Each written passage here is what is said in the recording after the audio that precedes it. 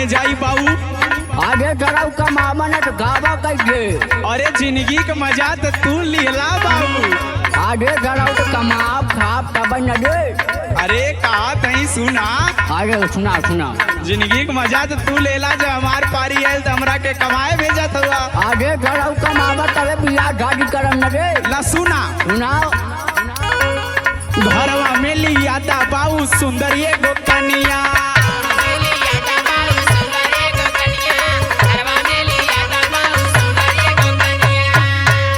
तबे हम कमाए जाई दिल्ली राजधानिया।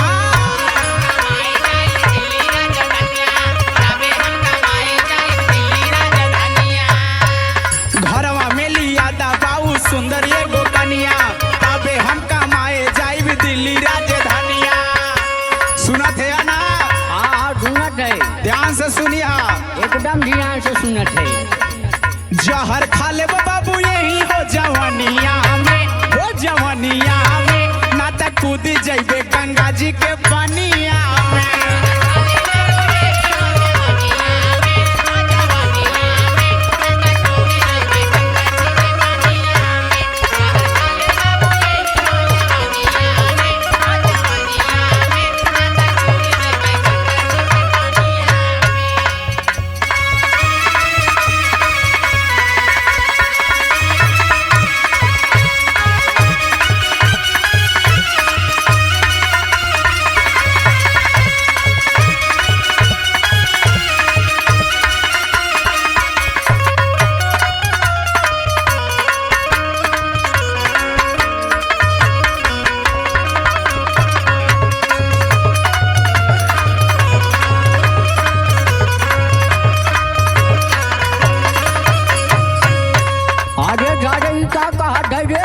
सही कहा थई, आगे जाड़े बहुत गलत कहा थे।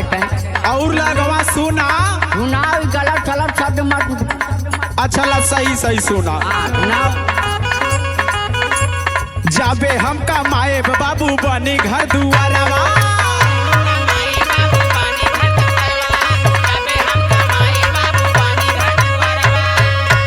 चुन्नू मुन्नू हुई है बाबू वही है तोहरे कोरवा।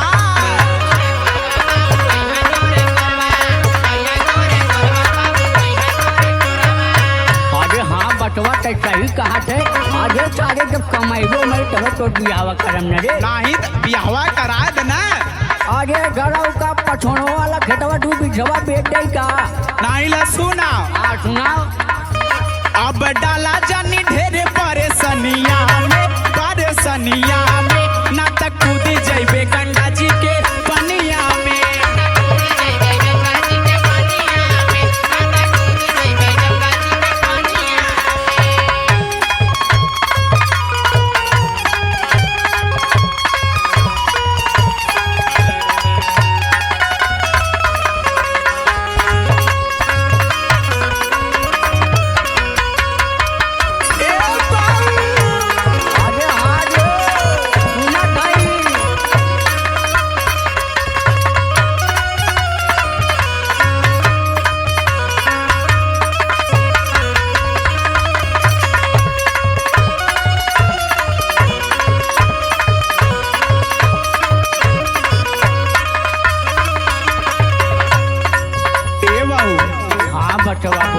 अब जाती माइक लगे देखा तो से काम हम होई ना।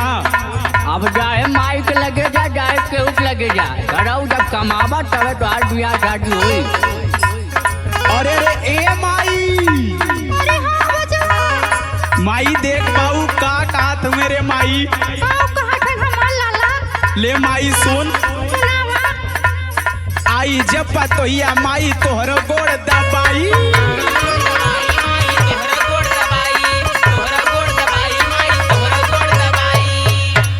गरम गरम रोटी माई तोहरा के खियाई।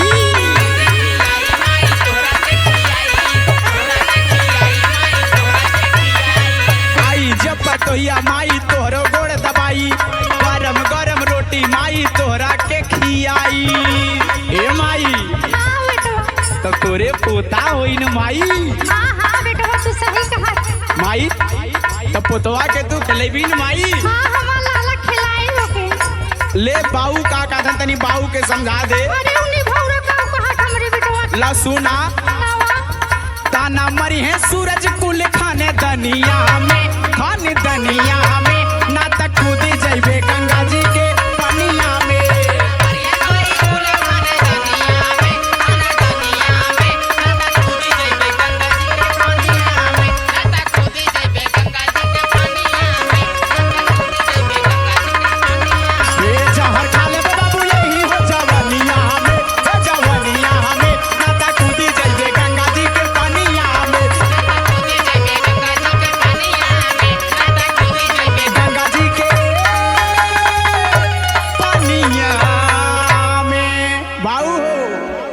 अबे हाँ बचवा लास्ट ऑप्शन तोरे सामने धई दे हैं जो तोरे समझ में आई।